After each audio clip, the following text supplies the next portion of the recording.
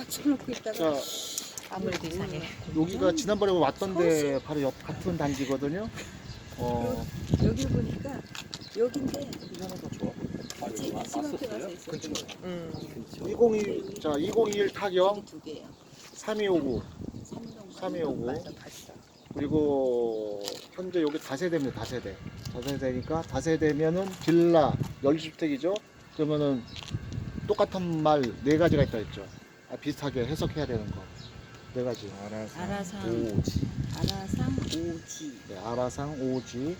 아파트, 빌라는 같은 말이 연립주택, 다세대, 아라상, 상가, 오피스텔, 지산. 지식산업센터. 아파트형 지산. 그리고 이거는 집합 건물이니까 표제부가 두 개가 있어야 된다고 했죠. 표제부 두 개, 그다음에 갑구, 을구, 요약분.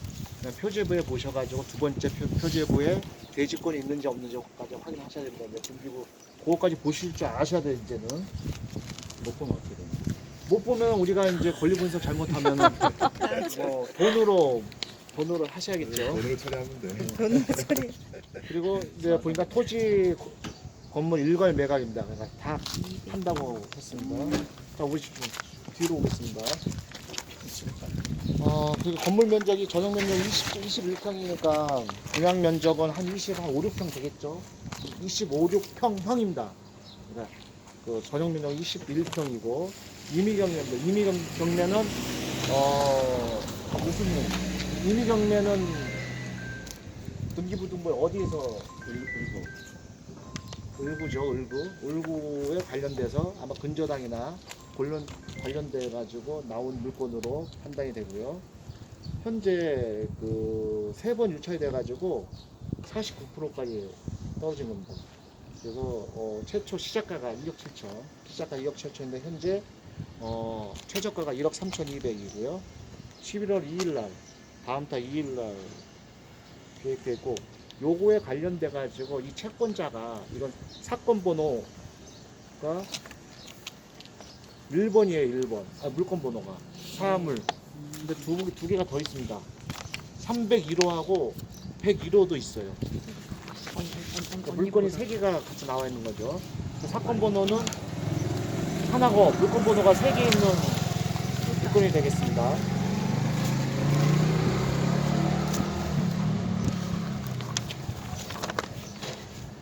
똑같은 사람이 사가지고 경매 신청권자가 같은 사람이겠죠.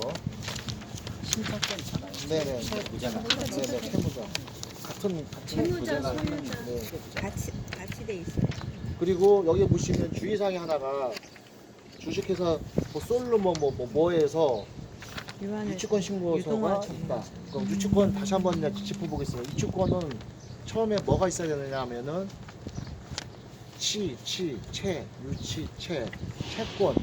채권이 있어요. 돈 받을 그러니까 채권 계약서가 있어요. 계약서, 계약서가 있어야 된다. 계약서 어느 해당 건물에 대한 해당 공사를 했어야겠죠. 다른 엉뚱한데 쫙 부산에서 해온 걸 유치권을 해달라고 하면 안 되겠죠. 해당 건물에 해당 지역, 해당 건물에 채권 계약서가 있어야 되고 유치 그리고 돈 못 받는 시간이 와야 돼요. 돈을 아직 안 받았는데 경매가 신청이 됐어. 경매가 진행이 됐어. 그러면 그 유치권이 성립이 안 되겠죠. 경매가 진행 다음에 나중에 그 시기가 도래하면은 돼야 되고 또 누구한테 돈을 달라고 해야 되느냐? 공사 시킨 사람, 소유자, 또 채무자한테 돈을 달라고 해야겠죠. 그리고 유치권자가 보니까 만약 우리가 들어갈 수 있다, 사람이 살고 있다, 점유자가 있다, 만약에 임차인이 있다, 그러면은 유치권이 성립할까 안 할까요? 안 하죠. 여기서 여러분의 팁입니다. 전입세대 열람을 해가지고 전입자가 있다, 임차인이 있다, 유치권자가 별개다. 그러면 점유는 누가 하고 있느냐? 누가 하고 있어요? 점유요? 민차인. 임차인, 세입자가 하고 있죠. 그래서 유치권이 성립이 안 된다는 거죠. 유치권자가 하고 있으면 성립이 되죠. 될 수도 있는 거. 점유하고 있어요. 자, 그럼 여기서 이제 제가 한 가지 또 그때 한번 알렸죠. 임유 분리. 임유자는 불리하다. 아, 배부르다. 음. 임유자는 배부르다. 아, 그 뭐더라? 분리? 임유 배불. 임유 배불? 임차권인 사람이 유치권을 신고할 수가 있어요. 왜? 세든 사람 나 유치 고쳤어. 그런 경우는 어떻게 될까요? 세준사 세입자 임차인이. 임차인이 나 임차인이? 여기다 집 고쳤어. 돈 내놔. 그런 경우 간혹 있습니다. 자, 필요비 유익비는 어렵게 생각하지 마시고 같이 증진을 했느냐 안 했느냐 여기에 반드시 필요하느냐. 지금 인테리어 같은 건 안 성립 안 된다고 하는데 우리는 어렵게 보지 말자고요. 유치권이 만약에 신고가 돼 있어. 근데 필요비 유익비 좋은데 결국 여기에 이 건물을 유지하는데 가치를. 정말 필요하느냐 가치를 증진했느냐 그게 유치권의 성립 요건이거든요. 그래서 인테리어 부수적으로 난 저거 필요 없어. 그런 경우도 있죠. 원상복귀 해. 여기서 이제 임료 배불이 나오죠. 임료 배불. 임차권자가 유치권을 신고를 했어. 신고를 했는데 자세히 보니까 임차권자가 배당 요구도 했네. 돈 달라고. 돈 달라고. 배당 요구를 하게 되면은 이거는 유치권이 성립 안 됩니다. 왜 안 되느냐? 계약서를 보시면 나중에 우리가 채무가 매수인이 된 다음에 이해관계자가 된 다음에 법원에 가서 사건 기록을 열람할 수가 있고 또 복사도 할 수 있잖아요. 그때 계약서를 볼 수가 있어요. 자, 임차인의 기본적인 세 가지 요건이 있죠. 계약, 인도, 전입. 계약하고 인도하고 들어와 있고 전입 신고까지 해놓고 그게 대항력 있든 없든 간에 세 가지가 임차인의 조건이에요. 필요 조건. 다 엔드입니다. 교집합. 근데 거기서 계약서를 보니까 계약서에 5조에 보면은 원상복구 조항이 있습니다. 임대차 계약서에 보면. 그 5조에 뭐가 있느냐? 나갈 때 원상복구하고 나간다. 그 원상복구하라고 임차인 자기가 거기 사인을 했는데 자기가 그리고 나는 배당 요구를 했어요. 나 임차인에서 권리주장을 해서 돈 달라고. 한 사람이 유치권을 했다? 앞뒤가 안 맞거든요. 그래서 임차권자가 배당 요구를 안 하면 괜찮아. 돈 달라고. 나는 임차인으로서 권리 난 포기할게. 임차권자만 해당이 되는 게 아니잖아요. 현재는 임차권만 우선 따져봅시다. 근데 이게 만약에 대항력이 있다 가면은 배당 요구 안 해도 누구한테 돈 받을 수 있다? 봐봐. 낙찰자한테. 낙찰자. 낙찰자가 인수가 되는 거죠. 그러면은 유치권자가 좀 머리가 좀 돌아가는 사람이라면 임차권자이면서 동시에 있는 사람은 배당 요구 안 하고 배당은 받고 유치권도 또 주장할 수가 있겠죠. 그게 성립이 가능해요? 네. 임차권자가? 네. 오. 그래서 임유 배불, 임유자는 배불, 불리하다. 불리하다고 판결이 있어요. 배당 요구를 하게 해요. 배불이라는 게 무슨 의미예요? 배당 요구를 하면 배당 불리하다. 요구를 배당 하면 요구 시 불리하다. 불리하다. 배당 요구 안 하면 유리하다. 그렇죠. 배당 요구를 하면 불리하다. 네, 그럼 여기는 유치권자가 신고가 돼 있어. 임차인인지 아닌지 모르는데 임차인이 아닌 것 같아. 무슨 주식회사니까. 근데 우리 가보니까 띵동하고 눌러보니까 세입자가 살고 있어. 전입자가. 그러면 유치권이 성립 안 되죠. 왜? 유치권은 유치권 발생한다. 돈 안 받은 날부터 시작해서 지금까지 돈 받을 때까지 계속 있어야 돼요. 근데 판결, 선생님 그런 유치권 판결이 나잖아요. 만약 판결 났어. 유치권 성립이 된 중간 소송할 수도 있잖아요. 네. 유치권 판결문이 있음 이렇게 되고 있잖아요. 판결문 있음 그 자체가 나왔으면 그 다음에 유치권자가 점유를 해야 될까요, 말아야 될까요? 할 필요가 있을까요, 없을까요? 아니요, 해야 됩니다. 판결문 나와도 유치권자는 무조건 점유 끝까지 해야 돼. 돈 받을 때까지. 그래서 판결문 나왔다. 판결문이 있어. 근데 가보니까 다른 사람이 살고 있다든지 유치권자가 없어. 그러면 그것도 성립이 안 되는 거예요. 그래서 제가 항상 말씀드렸죠. 유치권은 성립되는 경우가 극히 드물다. 그러니까 임차권자가 주장을 할 수는 있지만 그게 다 유치권이 되는 건 아니고 근데 그 계약서가 있어야 된다 하셨잖아요. 계약서 있고 임대차 계약서 보시면은 5조에 원상복구 그 조항이 있어요. 그러니까 그러면은 임차권자가 만약에 뭔가를 수리를 할 때 주인이랑 그거에 대해서 또 계약을 해야지 되는 게 유치권이 성립하는 건가요? 그렇죠. 또 그죠. 근데 그게 없으면 또 그러니까 계약서도 없으니까. 임차권자 자, 계약서 없고 그다음 또 유치권자가 점유를 평화롭게 평화롭게 계속 해야 되잖아요. 되는데 평화롭게 해서 없을 때도 있고. 판결문이 나와도 계속 해야 돼. 주장은 할 수 있다. 판결문이 성립됐어. 그러면 야 나 유치권 성립된대 야호하고 나오는 사이에 다른 사람이 잠시 들어가 있어. 며칠 동안 유치권 깨지는 겁니다. 근데 이게 네. 이론적으로는 유치권을 이제 그렇게 하는 걸 알 수 있겠는데 네. 실제로 제가 이제 조사를 하고 나서 이 사람이 정말 유치권 된다. 아까 말씀하신 것처럼 뭐 배를 눌러본다거나 뭐 이런 행위들을 이거 해야 되는 거예요. 방법이 어떤 게 있을까요? 그걸 확인할 수 있는 거. 확인할 수 방법 여러 가지가 있죠. 우선 점유 세대 연락을 봐가지고 없다. 점유자가 있다. 임차인이 있다. 일반적으로는 유치권자하고 점유자가 같이 동시에 있는 경우는 아파트 같은 게 거의 드물죠. 단독 같은 경우는 뭐 할 수가 있지만 아파트는 같이 살기가 어렵잖아요. 그러면 우리가 거의 상상할 수 있겠죠. 유치권자가 점유를 하지 않고 있네. 유치권자는 직접 점유 또는 간접 점유를 해야 돼요. 근데 거기서 이제 인도 명령이 이제 거기서 또 연결되는 거예요. 인도 명령은 뭐다? 부동산 인도 명령이에요. 명령 신청이. 신청하면 뭐 해준다? 결정해준다 했죠. 인도 명령 신청 기간은 약 한 달에서 3개월 정도 걸려요. 법원에서. 그 사이에 인도 명령 신청을 했어. 잔인 전집이라 했죠. 인도 명령 신청을 했어. 누구를 해? 점유자 인도 명령 신청을 받아들여주면은 그 사람 끄집어낼 거 아니에요. 부동산 인도 명령을 받아들여주면은 인용이 되면은 그러면 유치권자는 인도 명령 대상이 안 돼요. 그죠? 상식적으로. 그래서 인도 명령 받아들여줬어. 그럼 유치권이 있어요, 없나요? 없는 거예요. 인도 명령 제도 자체도 신청 자체가 받아들여졌다. 그 유치권이 또 그것도 깨지는 거예요. 자동으로 그렇게 판단을 하는 거예요. 그렇죠. 그럴 수밖에 없죠. 왜 법원에서 이제 낙찰자가 신청을 했어. 인도명령 신청을. 그러면 딱 여러 가지 조건을 서류를 보니까 맞아. 그래서 결정해줬어. 인도명령이 받아들여지면은 점유이전 금지 가처분 하자고 했죠. 점유이전 들어오지도 마, 나오지도 마. 홍길동도 거기 있어. 점유이전 금지 가처분.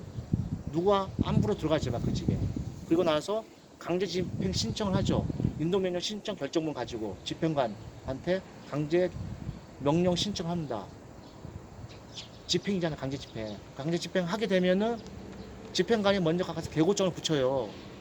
강제 집행 하겠다고. 그때 누구냐? 인도명 점유자잖아요. 유치권자가 아니거든. 그죠? 유치권은 법적으로 강제 집행할 수가 없어요. 인도명령 자체가. 나중에 판결문 유치권이 성립이 된다. 존재 부존재. 존재에 대한 판결 맡았어. 그때가 이제 가서 인도명령 신청하는 거죠. 유치권자에 대해서 내달라고. 그때 대상이 누구냐? 유치권자야. 불법 점유니까. 성립이 안 된다 하면은. 성립되면 못 빼는 거예요. 못 빼는 거죠. 인도명령도 안 받아들여진다고. 그럼 걔네들이 다 판단해 주는 거네. 그렇죠. 알아서. 네. 그거는 이제 법에 의해서 판결이 되는 거죠. 그러니까 유치권이 우리가 되냐 안 되냐. 인도명령을 했을 때 걔네들이 받아들여졌다는 것은 법원이 판결을 했을 때 그거는 걔네들은 유치권자가 아니다는 아니라는 거죠. 왜? 걔네들이 알아서 판단해. 왜 유치권에 대해서 시비를 가는 게 아니잖아요. 우리는 임차인이나 점유자에 대해서 시비를 하는 거잖아요. 그렇기 때문에 유치권자하고는 상관이 없는 거죠. 유치권자는 나중에 현재 우리는 유치권을 드러내는 게 아니죠. 뭘 드러내냐? 점유자. 그럼 만약에 유치권자가 거기 있어요. 점유자랑 같이 따로따로. 네. 그렇다고 하면 점유자만 내보는 인도명령이 거죠. 받아들여져. 그렇죠. 판결물이 있다고. 네, 판결문이 있어요. 유치권자는 거기가 네. 별개의 문제니까. 그럼 그건 유치권이 계속 유지가 되는 거죠? 그렇죠. 유치권은 유지가 되는 거죠. 인도명령으로 점유자는 내보냈다고 해요. 그렇죠. 그러니까 우리가 좀만 더 생각하면은 유치권도 상식적인 선에서 이거 앞뒤 따져보면은 안 맞는 경우가 되게 많습니다. 근데 우리는 일반적으로 무서워하잖아요. 유치권 하면은. 무서워하는 거 해가지고 사람들이 터부시 하는데 유치권도 우리가 무서워할 게 아니라 앞뒤에 따져봐가지고 보면은 많은 부분, 대부분이 유치권 성립하기가 어렵다. 거죠. 여기는 유치권이 성립한다고, 유치권 신고됐다 했죠. 유치권은 다 받아준다 했잖아요. 엉뚱하게 옆에 사건인데도 받아주는 경우도 있습니다. 신청할 때 사건 번호가 001인데 002로 적었어. 이게 진위 여부는 안 따져요, 법원에서. 그냥 다 받아줘. 002. 우리가 호수 잘못 찾아가는 것처럼. 그러니까 거기 그 부분에서 정말 이게 옆에 사건인데 여기다 붙일 수도 있어요. 그래서 우리가 경매를 진행하면서 조사할 때 이런 것도 다 하나씩 알아봐야 된다. 하다못해 이 주식회사 하면은 인터넷 쳐보면 거의 다 나오던 주소가 전화해봐가지고 그게 맞는지 안 맞는지 다 조사를 해봐야 돼. 그러면은 엉뚱하게 나 거기 아닌데 다른 사건인데 그런 경우도 있어요. 우리가 호수 잘못 붙여놓은 거 봤듯이. 그러니까 100% 모든 게 내 생각대로 100%더 완벽하게 정확하게 돼 있다고 생각하면 안 됩니다. 부정확할 수도 있다고 생각을 하셔야 됩니다. 그럼 우리는 거기서 상당히 팁을 얻는 거죠. 그러면 경쟁력이 많이 떨어질 거 아닙니까? 그런 걸 조사하는 게 우리한테는 수익률을 높이는 방법 중에 하나죠. 가장 큰 문제가 점유의 문제가 가장 큰 건가요? 유치권 가장 그렇죠. 점유를 못해요. 그리고 토목은 거의 안 된다고 했잖아요. 토목은 뭐 땅인데 뭐 어디서 점유해? 그러면 컨테이너 갖다 놓고 하는 사람도 있어요. 딱 울타리 쳐놓고. 그런 경우는 어느 정도 성립이 될 확률도 있지만 맨 땅에 뭐 점유하고 있대. 어디서 점유해요? 추운데 예를 들어서 겨울에 거의 깨집니다. 그리고 이제 요거에 그 방 구조도를 감정평가서에 보니까 욕실 2개. 욕실 2개예요. 그리고 방이 3개. 그래서 와, 20 아까 몇 평이었죠? 21평 전용 근데 방이 21평인데 아, 이제 우리가 25평형. 거의 30평대인가? 형은 다용도실, 그죠? 드레스룸도 있어. 근데 여기는 되게 작다. 하나, 둘, 네, 방 3개, 거실, 욕실 2개, 다용도실, 자, 드레스룸. 그리고 그 물건 번호 사물놀이죠. 사건 번호에 물건 번호가 3개가 있었죠. 나머지 2개는 이겁니다. 우리가 현재 401호가 여기 있었죠. 여기 저기 201동 여기였죠. 여기가 위에 또 201동 여기였고 옆에 동하고 저 위에 동에 또 하나씩 또 나온 거예요. 총 3개가 나온 겁니다. 3개가. 그래서 간평을 할 때 한꺼번에 한 사건이니까 간평을 한꺼번에 나오는 거죠. 그럼 이걸 보고 나머지 물건도 다 볼 수가 있겠죠. 두 번째 거는 301호. 301호는 여기도 방이 똑같습니다. 구조가 똑같습니다. 그리고 301호 또 하나는 101호. 101호도 101호. 욕실 2개에 방 다 똑같습니다. 구조는. 아, 2동 101호를 2101호로 써놓은 거구나. 네네네. 아까 1400몇 호가 1동 400몇 호라는 뜻이고. 네. 자, 이런 것도 헷갈리죠. 그 처음 뭐지 주소 만약에 우리가 뭐 친척 집에 놀러 왔어, 뭐 찾아왔어, 헷갈리는 거예요. 좀 어렵게 해놨죠. 선생님 저 그걸 물어볼게. 여기 등기부 현황 보면은 네. 여기가 제 첫 번째가 2018년에 신한은행에서 근저당이 들어왔는데 네. 이 채권자가 네. 맨 밑에 보면 유동화 전문회사 2021년이잖아요. 근데 이 금액이 전체 금액으로 지금 채권이 돼 있는 거잖아요. 이러면 6억 1000이고 네. 그죠? 맨 밑에. 네네. 그러면 이 물건 하나에 대해서는 저희가 어떻게 해석을 해야 돼요? 금액을? 6억 1000인지 아닌지는 모르잖아요. 그러면은 그런 걸 어떻게 저희가 제일 좋은 거는 유동회사에다 전화해 보면 되죠. 사건. 근데 만약에 이게 지금 네. 앞선 순위가 있잖아요, 선생님. 여기. 네. 한번 볼게요. 네, 선생님 맨 밑에 선생님 보시고 설명. 이 채권자는 유동화 회사인데 21년인데 18년에 근저당이 만약에 먼저 들어가 있으면 어디에요? 근저당이 여기가 2018년에 뭘로? 근저당이 신한은행에서 네, 6억 이게 1000이 맞소비 들어와 증권료. 있고, 예, 네. 이거죠. 네. 근데 지금 여기 채권은 유동화 전문회사에서 한 거잖아요. 그러면 아, 이게 금액 이게 MPL로 사간 거예요. 그러면은 유동회사에서. 저희는 아무 상관이 없는 거예요? 상관이 없는 거죠. 어. 유동화 회사에서 MPL을 사가가지고 MPL 그 유동화 회사에서 이거를 경매 내보낸 거죠. 그럼 저희는 이제 그냥 경매 받으면은 그냥 끝나는 거예요. 딴거 네네, 신경 경매 쓸 필요 없는 받으면 거예요? 여기서는 근데 그 근저당권을 사온 거예요. 부실 채권이죠. 부실화되니까 채권을 유동화 회사에서 사온 거예요. 사와가지고 걔네가 경매는 거고. 얘네가 경매를 유동화 회사에서 경매를 넣은 거예요. 그래서 우리는 이건 임의 경매가 얘네는 이제 근저당권을 사온 거예요. 유동화 회사에서. 그건 나와 있어요? 그건 안 나오죠 보통 유동화에서 얼마에 샀는지. 네, 그거는 안 나오고 그 저기에다가 유동화 회사한테 이제 안 물어보면 너 알려주고. 사왔냐 하면 안 알려줘. 그러면 안 알려주죠. 근데 그러면 선생님 만약에 저번에 왜 잉여 뭐라 그랬지? 모잉이요. 그거는 이 밑에 있는 애들이 만약에 아니죠. 했을 때요? 여기 경매 신청권자가 신청을 했는데 1원이라도 안 받아가 배당을 못 받아가면은 그러면 무잉이어가 되는 거죠. 그래서 그때 중복 경매가 나오는 겁니다. 다른 경매자가 앞선 선순위가 경매를 다시 신청해요. 나중에. 중복 경매가 그래서. 그렇게 되면은 먼저 한 사람이 못 받아가도 나중에 나중에 한 신청한 사람이 명이라도 1원이라도 받아가면 자기는 상관없어. 까당 못 받는 거예요. 그래서 그거는 함부로 경매를 신청할 때 조심해야 될 게 나보다 선순위 권리자가 또 신청해버리면 내가 못 받잖아요. 그러면 나는 영원히 못 받는 거예요. 거기서 끝나버리면. 근데 무이행은 아니에요. 그럼 중복 경매 뭐 앞선 사람이 받고 거기서 끝내잖아요. 그러면 그 사람도 경매 신청권자가 되니까 무이행은 안 됩니다. 채권자 얘기구나 지금. 네.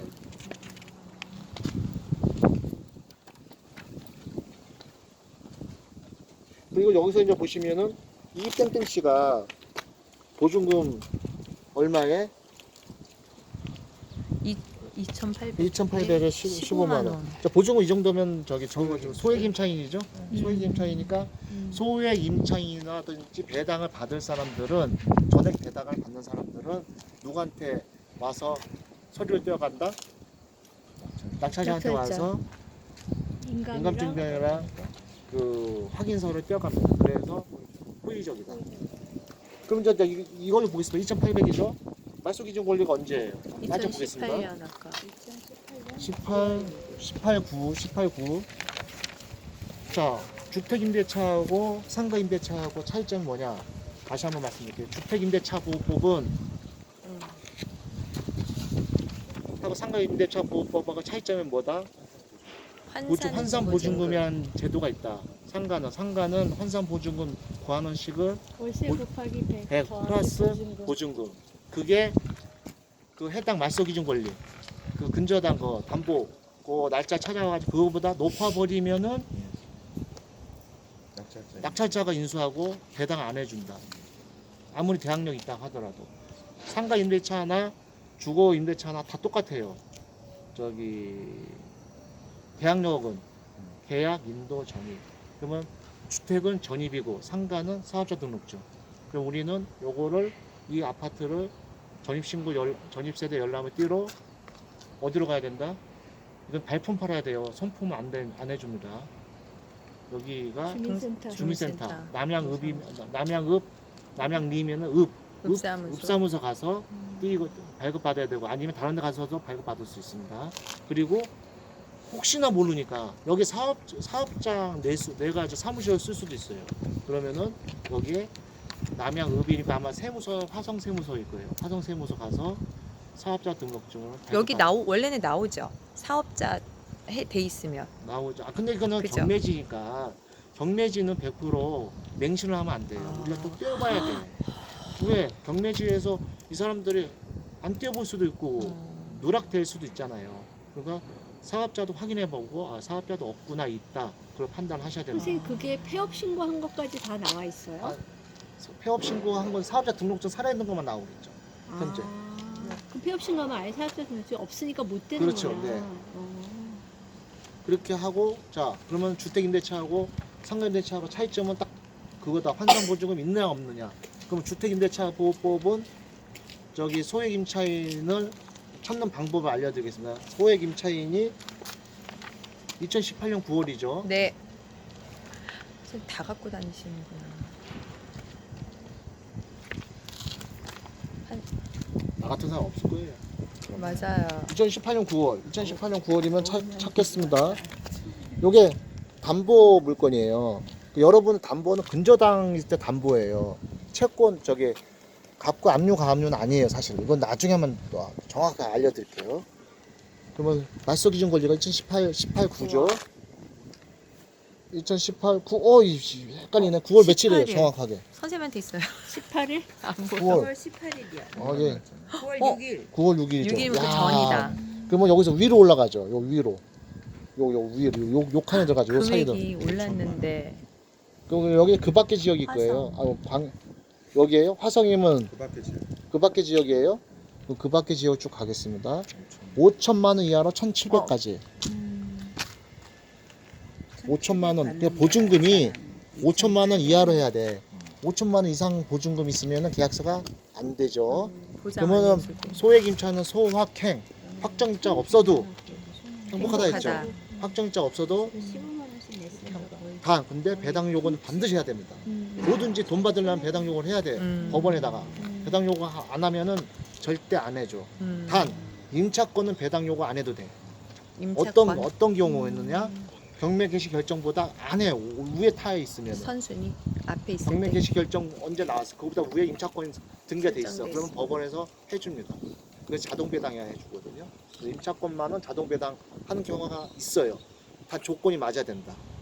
대항력이 없는 임차권자는 의미 없잖아요. 없죠. 근데 이제 대항력이 이제 여기서 또 하나 또 깊게 한번 들어갈게요. 대항력이 없는 임차인이 있을 수가 있어요. 임차권 등기할 수가 있어요. 어떤 경우냐? 임차권을 자기가 대항력이 있었어. 있었어. 근데 먼저 그냥 이사 왔어. 이사 갔어. 전입세대 뺐어. 근데 나중에 보니까 임차권 등기를 안 했네. 돈도 못 받았는데 보증금 못 받았어. 다시 임차권 등기를 해. 임차권은 소유자하고 상관없이 할 수가 있죠. 을구에 들어갈 수 있죠. 등기부등록에. 임차권 등기를 했어. 등기를 했는데 전입세대는 없어. 왜? 벌써 나왔으니까. 전입세대는 없어. 그럼 잘 생각해 보십시오. 그런 경우가 간혹 있어요. 전입세대는 없는데 임차권 등기는 돼 있어. 근데 이게 선순위야. 전입한 날이 선순위라는 네. 거죠. 아니 전입한 게 아, 아니라 임차권이 선순위라고. 접수 날짜. 저 등기 접수 날짜 있잖아요. 예, 예, 접수 예. 날짜가 말소 기준 권리보다 위에 타 있어. 그런 경우는 간혹 있어요. 그런 경우는 어떠느냐? 임전무태로 외우십시오. 임전무태. 임차인이 전입신고를 안 한 대항력이 있는 경우가 있어요. 그런 경우에는 대항력이 생긴다. 임전무. 임차인이 전입신고를 안 된 무, 임전무, 전입신고가 안 된 임전무. 안 된 경우인데 선순위인 경우는 대항력이 있다. 임전무태에서 임전무태. 태는 그런 경우 있어요. 임차인이 전입신고 안 해도 네. 전입신고가 안 된 이렇게 등기부에 보면 전입신고가 날짜가 없어. 그러니까 내용을 임차권 내용이 중요하거든요. 내용이 대항력 있는지 없는지. 근데 대항력이 전입신고가 왜 빠져나갈 수가 없을 거 아니에요. 임차권 신고만 임차권 등기만 돼 있어. 전입신고는 없어. 근데 임전무 그러니까 전입신고가 없다 있는 거죠. 없는 임차권자가 태는 뭐예요? 대항력이 대항력이 있다. 대항력 있는 경우가 있다. 어느 경우냐? 없다. 없을 때. 전세 전입신고 없어. 전입신고 없어. 지금 현재 없다. 임차권 등기자가. 근데 그게 전입을 하고 있는 점유를 하고 있지 않은 상태인데도 네. 그게 임차권이 대항력이- 되냐? 아니 임차권이 워낙에는 임차권은 임차권을 대항력 없어도 되잖아. 이사 가도 되잖아요. 그러니까 그게 이제 그게- 나중에 해도 임차권이 등기가 접수가 되고 나서 점유를 빼야 되는 거 아니에요? 아니죠. 이사 갈 때. 전에도 그냥 네, 빼도 이사. 되고 그 뒤에도 신청해도 돼요. 네. 그러면은 점유를 안 한 상태. 그 점유를 안 빼고 먼저 해야겠죠. 그러니까 상속. 주인이 돈을 안 주기 때문에 네, 임차권을 그렇죠. 설정하는 보증금을 못 거죠. 받으니까는 거죠. 그러니까 내가 일이 있어서 먼저 나가기는 하는데 그 다음에 임차권은 그 후에 그 후에 된다는- 등록이 안 되는 거예요. 점유한 상태에서 등록이 돼요. 그런 경우가 있어요. 근데- 보십시오. 판례에 나와 있어요. 근데 그런 경우가 있어. 점유를 상실한 경우에 네. 만약에 그 뒤에 그 임차권 점유를 뒤에 하는 거는 임차권 자체가 안 되는 거 아니에요? 점유가 안 되죠. 근데 대항력은 있다고 보는 겁니다. 거꾸로. 그러니까 그냥 대형 거기에 대해서 인수가 되는 거야. 인수. 낙찰자. 그러니까 내가 살고 있지는 않아도 예전에 전입을 일찍 했었으니까 음. 권리는 그치. 인정을 그치. 해준다. 그치. 그런 그거는 의미인 것 나중에 같아. 우리가 스타트 시간에 또 공부합시다. 임차권 등기 자체가 안 되는 걸로 알고 있는데 점유가 어. 한 상태에서 해야지 그 날짜가 안 맞으면. 근데 그걸 돼 있는 경우가 있다니까. 그러니까 해주면은 인정이 되는 건가 봐요. 원액이 그러니까 대부분 만약에 안 돼 있다고 되는데. 하면은 그냥 차고인 거지 사실은. 너무 우리 저기 전문적으로 들어가지 마시고 차고가 아니. 그게 그런 경우가 생겼어요. 그런 대항력. 경우가 있어요. 있다고 하면 동사무소 잘못한. 그러니까 그건 굉장히 스페셜한 경우인 거죠. 네, 스페셜. 원칙은 아, 안 저희가- 되는 거죠. 우리 네, 교수님 그러니까 스페셜 하시니까. 저희가 원칙을 모르는 상태에서 스페셜한 것만 배우지. 스페셜 리스트야. 원칙은 안 되는데 그렇게 나온 거는 조심하라 이 얘기. 네, 네. 자, 그렇게 하고 상가 임대차하고 다시 한번 말씀드릴게요. 저기 주택 임대차 차이점은 환산 보증금이 있다고 있어요. 있죠. 그러면 여기서는 보면은 여기서는 두 라인이 있어요. 두 라인. 보증금이 얼마 있을 때 얼마까지 해준다 있죠. 얼마에서 얼마까지 해준다고. 네, 주택 임대차. 이건 주택 임대차죠. 상가 임대차는 차이점이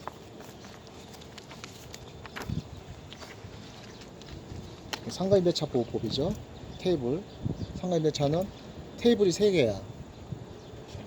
이게 보증금 있죠. 얼마일 때 요거.